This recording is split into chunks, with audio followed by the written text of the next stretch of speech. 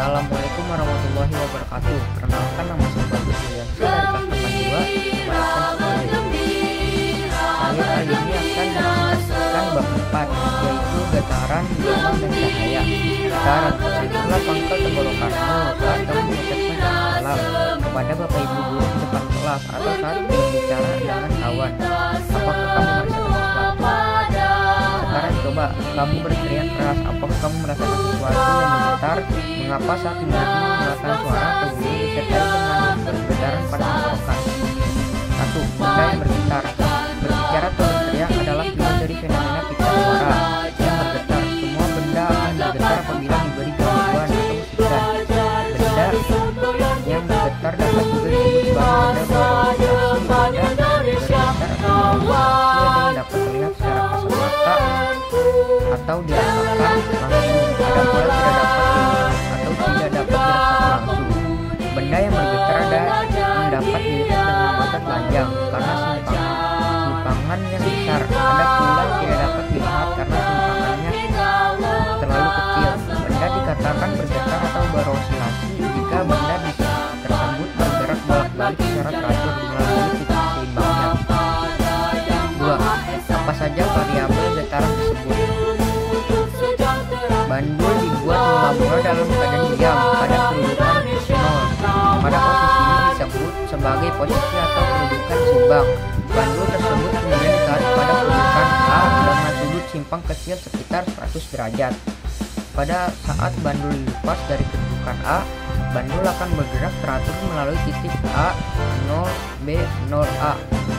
Dan gerakan itu disebut bolak-balik dalam satu kali getaran.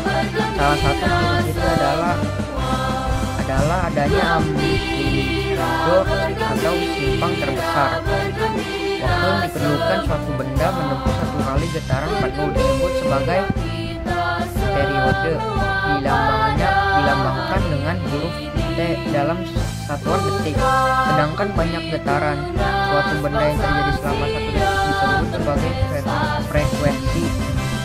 Dilambangkan dengan huruf F, dan suatu adalah hertz. Periode dalam frekuensi adalah parameter gelombang yang penting untuk diketahui dan gelombang.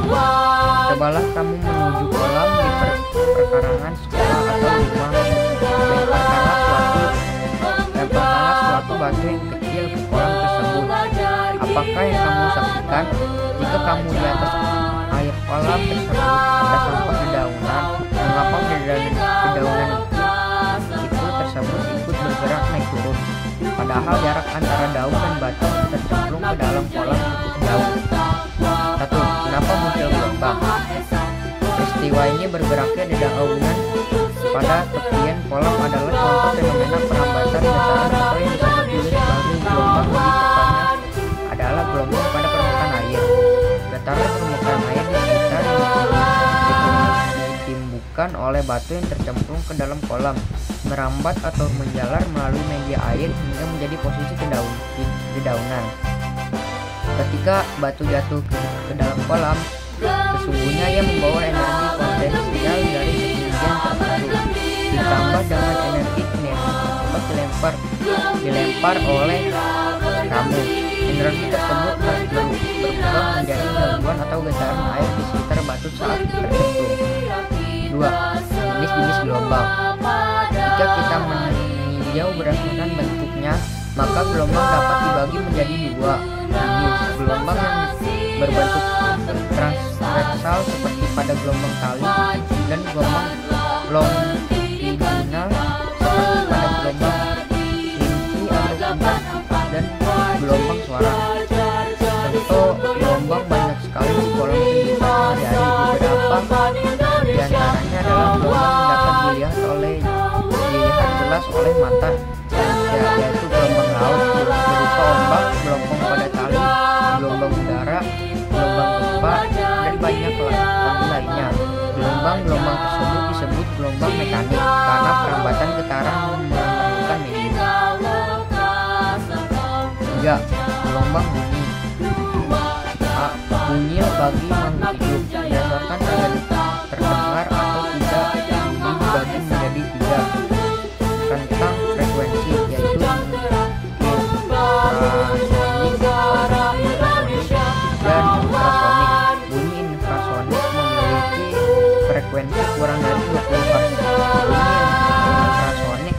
mampu terdengar oleh hewan-hewan tertentu seperti jangkrik dan anjing.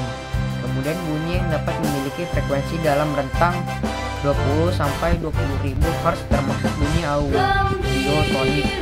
Pada frekuensi audiosonik adalah manusia dapat mendengar bunyi. Selanjutnya bunyi dengan frekuensi di atas 20 Hz disebut sebagai bunyi ultrasonik. Kelelawar, lumba-lumba, dan anjing adalah contoh hewan yang dapat mendengar bunyi ultrasonik. C. Cahaya dan alat optik. Pernahkah kamu berpikir tentang cahaya bintang yang sampai ke mata? Cobalah kamu ingat-ingat saat menatapi langit malam hari yang cerah. Banyak sekali bintang-bintang yang berkilau memancarkan sinar bulan. Mengapa bintang-bintang itu tampak kecil serupa titik menyala?